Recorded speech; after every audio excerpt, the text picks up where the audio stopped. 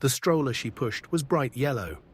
I remember that first. It had tiny suns printed all over the fabric, and the baby inside was asleep, mouth hanging open like he hadn't a care in the world. Neither did she, apparently, until she saw me. She didn't notice right away. She was by the smoothie stand ordering something with chia seeds. I could tell because I heard her say it, "Extra chia, please," like she'd never screamed at me for buying the wrong almond milk 2 years ago. I stood behind a row of overpriced massage chairs, clutching a stupid microwave box, frozen. I should have walked away, but instead I stared like some pathetic deer staring down headlights that looked a whole lot like my ex-wife's eyes. Then it happened.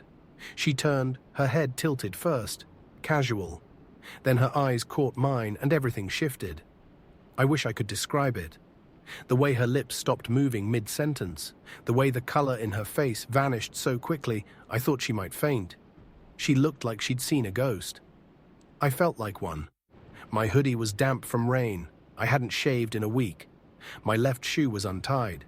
Meanwhile, she looked like a lifestyle blog. Wavy hair, oversized cardigan, smile that had just been real, now twitching into panic. I hadn't seen her in 748 days.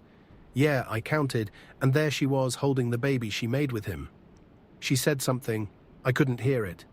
My ears were ringing. It might have been L or oh my, or maybe just a breath, but I knew what she was thinking. What is he doing here? I wanted to laugh. What was I doing there? That mall had been our escape on rainy Sundays. The frozen yogurt place was still there, where she used to beg for double matchi. I remember the exact corner where she once kissed me between the escalators, whispering, "Promise we'll never fall apart." She broke the promise in the middle of a Wednesday afternoon. She hadn't texted, hadn't called, just disappeared, left behind a house with 2 toothbrushes still in the cup, her wedding ring on the coffee table, and a voicemail that began with, "Please don't be mad," and ended with, "I'm not coming back." And yet, here she was alive, blooming, complete with his child. I didn't approach, not yet. I watched her pick up her drink, bounce the baby gently, and glance around nervously as if I might vanish if she blinked hard enough. But I didn't. I stepped forward. She saw me move, and her body stiffened like I'd drawn a weapon. The baby stirred. The stroller will squeak as she backed an inch. My voice cracked when I finally spoke. Not some clever comeback or biting insult. No, just a single question. Soft and flat. "Is that him?" Her eyes glistened. She didn't answer. Didn't need to because I already knew. She didn't answer me. Instead, she looked away, suddenly fascinated with a nearby rack of scented candles. The baby gurgled, loud, oblivious, happy, while she pretended like my question hadn't sliced through the 2 years of silence between us. I took another step forward, not because I wanted to intimidate her. I didn't. I just wanted her to look at me properly like a human. Not a mistake, not a face. She outgrew. Her fingers fidgeted with the edge of her smoothie cup. She glanced down at the baby, her baby, as if hoping he'd magically distract me, but he didn't. My eyes were locked on her, and my chest was tight like I'd swallowed gravel. I repeated the question slower this time, like maybe she didn't hear it the first time. "Is that his kid?" I motioned slightly toward the stroller, not trusting myself to say his name. Curtis. Even now, the syllables tasted bitter. She gave the faintest nod like she was scared to move her head any more than that. I let out this ridiculous laugh. It wasn't a real laugh, more like something cracked inside me and spilled out through my mouth. A couple passing by turned their heads. Mallory shrank a little into her oversized sweater, clearly wishing the floor would open and swallow her. So I said, "Too loud now," my voice bouncing off the tiled walls of the food court, "You did it. You actually build a family with him." I looked down at the kid again. He had her eyes huge and blue, and a little too knowing. Guess I was just a warm-up act. "Please don't," she said finally, her voice thin, worn, like an apology that had aged poorly. She still didn't call me by name. Not Elwood, not even you. Just don't. Like I was a threat, or worse, an echo. I wanted to scream. I wanted to break something small and meaningless, like a phone charger or a food tray. Instead, I stared at her and asked, "Why'd you do it like that? Just leave. No goodbye, no warning. You didn't even tell me in person." Her mouth opened, but nothing came out. She looked genuinely speechless. I'd imagined this moment so many times in the shower, in traffic, lying awake on my deflated air mattress. I had drafted 1,000 perfect lines, but none of them prepared me for this awkward, suffocating silence. My chest arced. I realized I hadn't taken a breath in almost 20 seconds. "I didn't think you'd let me go," she finally whispered. "You always clung to things." She gestured vaguely like I was a bad habit she'd kicked. I wanted to say something clever, something final, but what came out was a pitiful whisper. "I was your husband." And she flinched. That word husband hit her like a slap. She looked down again, her hand automatically rocking the stroller back and forth. The kid began to fuss, not crying yet, just fidgeting. And still, she didn't say my name. "I would have done anything for you," I said. "I stayed when you got depressed. I cleaned up your mum's garage when no one else would. I helped you rehearse for your job interviews, even when you were already messaging him." That made her eyes shoot up. "That's not fair, isn't it?" I asked because I remember the night you came home smelling like cologne. I asked if it was just a new shampoo. You said it was lavender and rolled your eyes at me like I was crazy. I didn't want to hurt you. You still did. She exhaled sharply, and for a moment I thought she might cry, but of course she didn't. Mallory had always been good at keeping it together in public. Me? I was the guy who once sobbed in a Walgreens parking lot because they were out of those orange-flavored cough drops she liked. I was the guy who begged her to come home over voicemail number 17 while she was already living with him. Now I stood here in the mall holding a box with a microwave I didn't even want, talking to the woman who used to say forever in her sleep while her new child tried to shove a plastic giraffe into his mouth. And then she said the worst thing she possibly could have. "You look different." That was it. Not "I'm sorry." Not "you didn't deserve it." Just different, like I was a hairstyle or a furniture arrangement. I wanted to disappear. So I did something I didn't plan. I turned around and walked away. Not dramatically. Not with some epic line or middle finger in the air. I just left, box in hand, shoulders hunched. I walked past the candle display, past the pretzel stand, out the automatic doors into the grey afternoon drizzle. And as they slid shut behind me, I realized something strange. For the first time since she left, she was the one watching me leave. I thought that would be the end of it. Just walking away, letting the glass doors slide shut behind me like curtains after a humiliating performance. I didn't expect anything else from her. I certainly didn't expect the sound of quick footsteps splashing through puddles behind me. "Elwood, wait." It was the first time she'd said my name in over 2 years. I froze under the awning outside the mall, gripping the box tighter like it might keep me grounded. I didn't turn around. She caught up, breathless, one hand shielding her eyes from the rain, the other pressing her cardigan closed over her chest. The stroller, thank God, was still inside. I think she left it with one of those kiosk workers. Or maybe she didn't care. I don't know. I couldn't stop staring at the parking lot, the grey sky above it, the thin thread of steam rising from the pavement. She stood beside me in silence for a few seconds, her breathing the only sound between us. "You didn't look okay," she said quietly, like that somehow made her the hero of this scene. Like following me out into the drizzle meant something more than 2 years of nothing. "I just wanted to check on you." "You want to check on me?" I said, finally turning to face her. "After you erased me from your life like I was a typo, that's not what I did. You ghosted me, Mallory. I left a letter. You left a document with bullet points." She flinched again. I almost felt bad. Almost. Her hair was damp now, her mascara slightly smudged under one eye. For a moment, she didn't look like the polished woman from Instagram. She looked like someone caught in the act of remembering everything she tried to forget. And I realized maybe she wasn't here for me. Maybe she was here for her guilt. "I couldn't face you," she said finally, her voice almost lost to the wind. "You would have talked me out of it." That hit harder than I expected.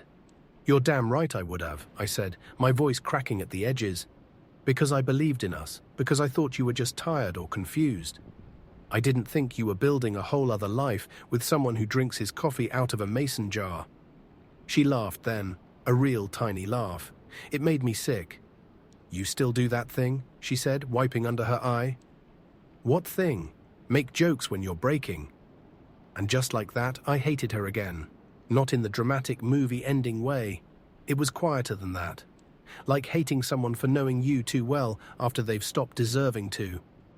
I turned back to the lot, the wind pushing drizzle into my face. My hoodie was soaked through. "Why do you really come out here?" I asked without looking at her. "You wanted to make sure I'm not going to throw myself into traffic or just check if I still wear sad shoes." She didn't answer at first. I almost thought she'd finally walk away. But then, quietly, she said, "I had a dream last month. You were standing at the end of a dock. You didn't look at me. You just walked into the lake and disappeared. When I woke up, I couldn't breathe. I didn't know what to say. For a few seconds, I just stood there blinking away the rain, unsure if the wetness on my cheeks was just the weather or something else." "Why do you care now?" I asked. "Because you mattered. You still matter, just not in the way you want to." That was worse than a slap. Worse than the letter. Worse than every silence she gifted me over the last 748 days. I finally looked at her. "Well, Mallory," I said softly, "you don't get to decide how much I matter anymore." And then I walked. This time she didn't follow. I could feel it in the air. The shift, the resignation. Maybe she finally understood that you can't circle back after carving someone out of your life with surgical precision. You don't get to mourn what you murdered slowly. I reached my car, put the microwave in the passenger seat, and sat behind the wheel with my hands trembling. In the mirror, I could still see her standing there in the rain, but she didn't move. She just watched me drive away. I thought that would be it. A final scene, curtains down, her watching me from under that leaking mall awning while I drove away with the saddest microwave in North America beside me. But this story refuses to end where I need it to. I learned it the hard way. 3 days later, when I got a letter in the mail with no return address, no envelope, just a folded paper shoved inside a torn greeting card sleeve with cartoon raccoons on the front. It looked like it had been written in a rush, the pen barely keeping up with the thoughts, but the handwriting was familiar, slanted, sharp. Mallory's, and across the top, scrolled above the first sentence, were 5 words I wish I never read. "You don't know the half." I stared at those words for a long time, sitting on my unmade bed, the letter heavy in my hand. The microwave still wasn't unpacked. I hadn't eaten anything except dry cereal since the mall. And now she was writing me cryptic notes like this was some sort of treasure hunt or a trap. The first line, "Curtis was never supposed to be permanent." My stomach turned. What was that supposed to mean? A fling, a placeholder. The father of her child was temporary? She went on, said she didn't mean to get pregnant and that Curtis pushed for the baby. That after the child was born, things weren't what she thought they'd be. His charm, the laughs, the late-night energy, it all fizzled once real life set in. She talked about how he changed, how he started drinking more, how he stopped listening, how he once vanished for 2 days and came back with a black eye and no explanation. And then came the part that made me sit up. I've never told anyone this. But when I left you, I was already 3 months pregnant, and I wasn't sure it was his. My hands started shaking so hard the paper crackled. I had to set it down and walk away.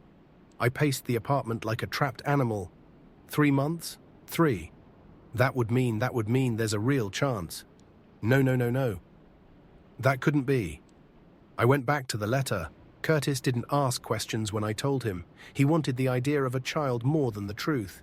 He said if we didn't know for sure, we'd just say it was his. And I was too ashamed to stop him. I wanted to bury it. I convinced myself it was his. And maybe it is, but I don't know. And now I can't stop wondering. I dropped the letter. I sat on the floor and stared at the fridge. My mind was buzzing with half the thoughts, none of them helpful. I remember the baby, his eyes, those same deep blues I used to see in the mirror when I actually looked at myself. It wasn't just a meeting at the mall anymore. This wasn't just about her leaving me and replacing me with a cardigan-wearing startup guy. This was about a child, and maybe, just maybe, my child. I picked up the letter again. The rest of it was jumbled regrets, guilt, some line about how she sometimes wonders what would have happened if she'd told me sooner. A closing that said, "I'm not asking for anything. I just thought you deserved to know. Deserve to know." I wanted to scream. I deserved a hell of a lot more than this torn-up confessional stuffed in a dollar store raccoon card. But still, I couldn't stop thinking about it. That baby, that stroller, that gummy smile, those eyes. What if I'd walked right past my son? What if Mallory didn't just walk away from me? What if she took my child with her? I didn't sleep that night, not a single minute. I sat on the edge of my bed in the same clothes I wore to the mall, rereading her letter until the words lost meaning. He might be yours. That line looped in my head like a song I didn't ask for. It wasn't just the betrayal anymore. It was something much deeper. I might have lost a child I never knew I had. And worse, he might have been sleeping under another man's roof for the last 2 years, calling him Dad. By sunrise, I was pacing the hallway like a lunatic. I pulled out my old laptop, the one with food crumbs under the keys and stickers from when Mallory thought she wanted to start a blog, and opened a new tab, paternity test, without mother's consent. That search led me down a dark rabbit hole. Forums full of men like me, ghost dads, maybe dads, ex-husbands buried under someone else's lie. Most of them said the same thing. Unless you have legal rights, don't expect cooperation and don't expect the truth. But I wasn't looking for cooperation. I was looking for closure. I hadn't spoken to Mallory since the letter. I wanted to scream at her. I wanted to cry. I wanted to ask her how long she planned to keep that information hidden. Was she going to wait until he turned 18? Or maybe just never tell me at all? But deep down, I knew why she sent the letter. It wasn't for me. It was to wipe the slate clean, to clear her conscience without facing the consequences. I opened my phone, scrolled through old messages until I found the number I had once memorized. Her number. I hadn't dialed it since the divorce, but now my thumb hovered over it. I didn't want to hear her voice. I didn't trust what mine would sound like. So I sent a single text. We need to talk face to face. Please don't bring him. I stared at the typing bubble that came and went, came and went. Then nothing, no reply. I waited 5 minutes. 10. I tossed the phone across the couch and buried my face in my hands. It rang 20 minutes later. Her voice was quiet, flat, like she was trying not to wake someone else. I'll meet you, she said. Tomorrow, but only for 10 minutes. This doesn't change anything, but it already had. The next day, we met at a park bench just outside the neighborhood where we used to live, neutral territory. She wore sunglasses even though it was cloudy. She looked tired. Her hair wasn't done, and she had a stain on her sleeve. It was the first time in years she looked imperfect. Strangely, that made her feel real again. I got right to it. I want a test. She didn't answer at first. She just picked out a loose thread on her sleeve and said, I knew you'd say that. So she exhaled. What do you want me to do, Elwood?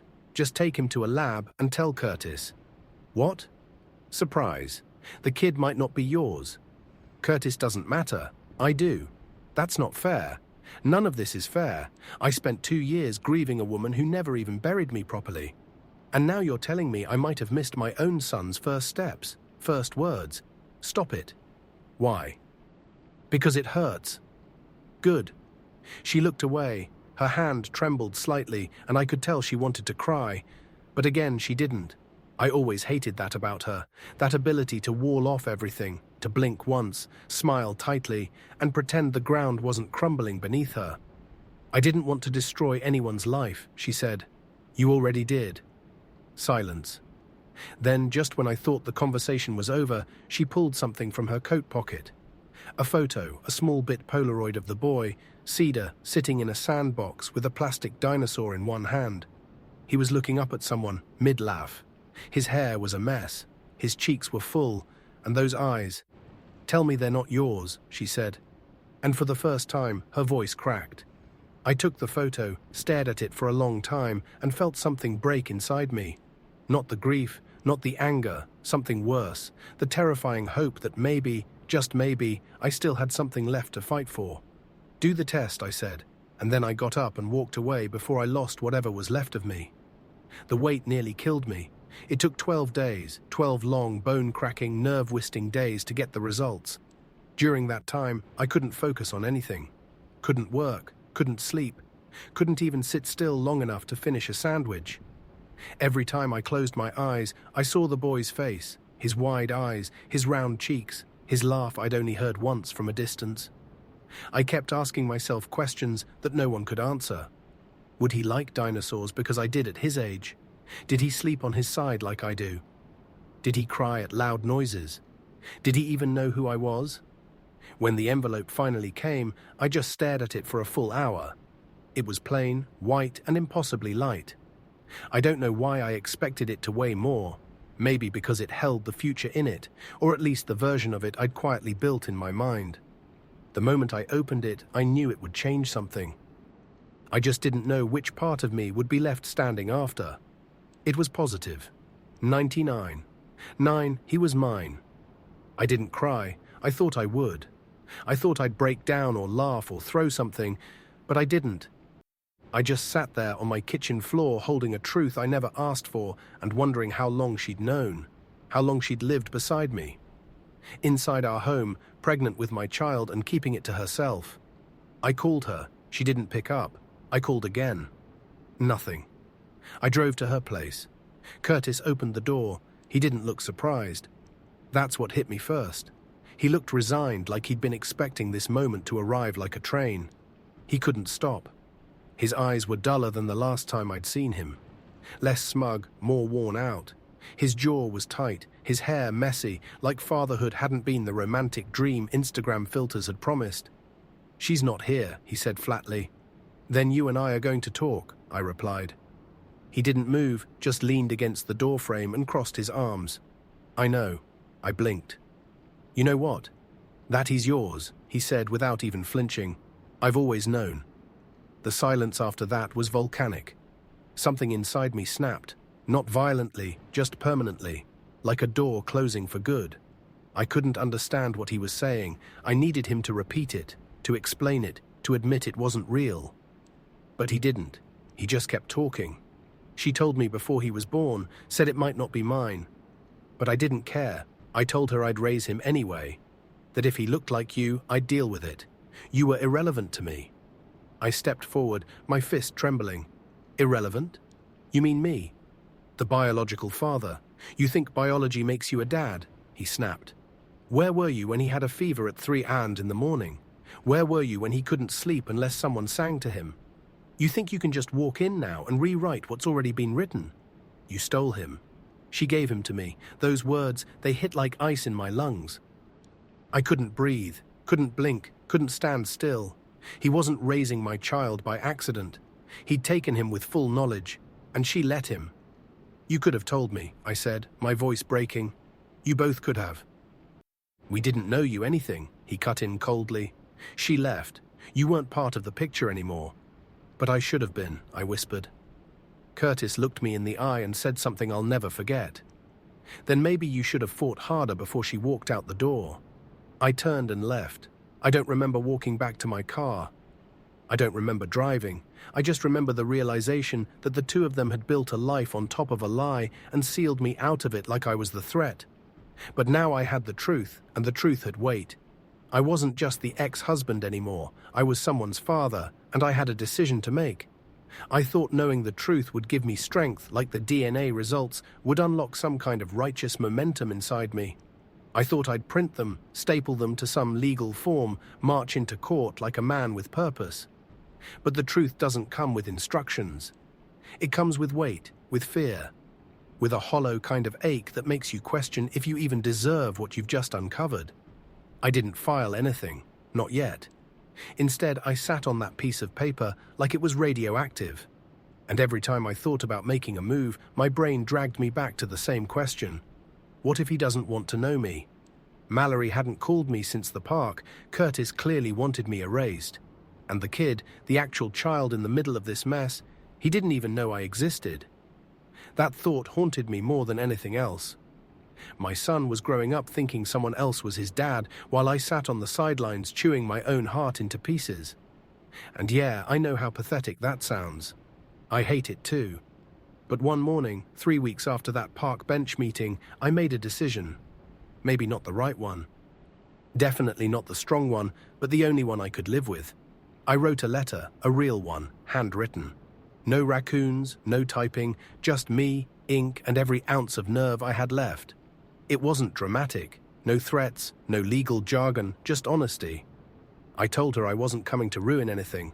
I just wanted to meet him one time. No expectations, no pressure, just a conversation, a moment, a window. She replied 2 days later, one line. Saturday, 11 a.m. at Marlow Park. Come alone. The minute I pulled into that lot, I felt like I was trespassing in my own dream. The sun was out, mocking me with its cheerfulness. Families dotted the grass, kids on swings, parents with coffee cups and forced smiles. I parked far from the playground and walked in slow, unsure steps, scanning faces, and then I saw them. Mallory sat under a tree, her knees pulled up to her chest. She looked smaller than I remembered. Next to her in the grass sat a boy with a red toy truck in one hand and a juice box in the other. Cedar, my son. He didn't look up when I approached. Mallory did. No wave, no smile, just a shallow nod. I crouched beside them, not too close, heart pounding in places I didn't know had rhythm. "Hi," I said softly. Cedar looked up, big blue eyes. My eyes. "Who's that?" he asked. Mallory hesitated. "That's an old friend." "Friend of yours?" he asked her. Then, looking at me directly for the first time, added, "You don't look like a friend. You look like a stranger." That word hit me in the throat. Stranger? That's what I was. A stranger to my own blood. I forced a weak smile. "Well, yeah, I guess I do." "Do you have trucks?" he asked, pointing to the one in his hand. "Used to," I replied. "Not as cool as that one." He inspected me. 3 seconds of absolute silence. Then he returned to his juice. Mallory didn't speak. Neither did I. We just sat there, 3 broken people arranged like a mistake no one wanted to claim. I watched him play for 20 minutes, asked him 2 questions. Got 3 answers. At one point he looked up and said, "Your shoelace is weird." And that was the most direct connection we had. Then Mallory stood up, dusted off her jeans and said, "Okay, time to go." I didn't argue, didn't beg, just nodded and stood slowly. As she packed his things, I crouched beside him once more and whispered, "Maybe I'll see you again sometime, buddy." He didn't respond, but as they walked away, just before they turned the corner, he looked over his shoulder and yelled one word. "Bye, stranger." I stood there, frozen. That word again, stranger? It echoed in my chest like a closing door. I had met my son, and I was nothing more than a visitor in his story. A week passed after that morning in the park. I couldn't stop hearing that word stranger. I heard it in my dreams, in the kettle whistle, in the spaces between thoughts. It wasn't meant to be cruel. He was just a kid calling things what they were. And the truth is, he wasn't wrong.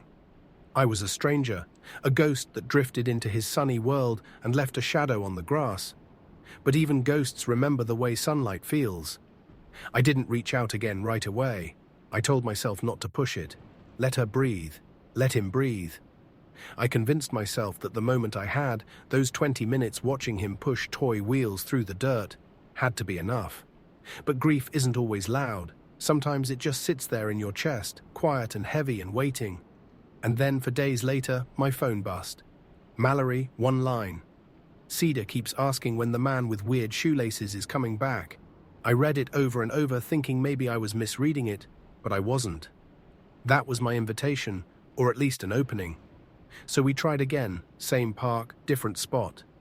I brought him a toy fire truck, red with working sirens. He lit up when he saw it. Not for me necessarily, but for the fire truck, and that was enough. He asked me what noise real fire trucks make. I did a stupid over-the-top W impression, and he laughed so hard he dropped his juice box on the grass. The second meeting lasted an hour, the third almost 2. By the fourth, he started calling me Foray Truck Guy. I took it. I held on to that nickname like it meant something sacred, because in a way it did. I was no longer a stranger. I was a thing, a part of his vocabulary, his memory, his Saturday. That was more than I had any right to expect. Curtis didn't like it. I saw it in his face one day when he came to pick Cedar up. We didn't speak. We just nodded. Civil, careful, like 2 men holding opposite ends of a very fragile thread. I could see the uncertainty in his eyes, maybe even fear. But I didn't come for revenge. I didn't want to destroy his role. I just wanted my own. And surprisingly, Mallory understood that. She began inviting me to more than just the park. Play Sinner's Storytime, a science museum. Cedar liked rockets. He liked ketchup on everything. He hated loud toilets and loved bubble wrap. Every week I learned something new about him, and every week I feared it would all get taken away. But it didn't. It kept growing slowly, unevenly, like something planted too late in the season but determined to bloom anyway. And one afternoon, while we were sitting on the floor of a bookstore, flipping through a picture book about sea turtles, he leaned against my arm and said softly without even looking up, "You feel like a dad." I didn't respond right away. I couldn't. My throat closed, my heart dropped. I blinked too fast and hoped he didn't notice. But he did. "Are you crying?" he asked. No," I coughed. "I'm allergic to turtle books." He laughed, shook his head like I was ridiculous, and kept reading. That moment, that single sentence, stitched something inside me that I thought would always stay torn. We're still figuring it out. There's no rule book for this kind of thing. I don't know what to call our arrangement. I don't know what the future holds. But now when he sees me walking up the sidewalk, he doesn't say stranger. He runs at me full speed, arms wide, shouting something else entirely. Daddy. And every single time I catch him,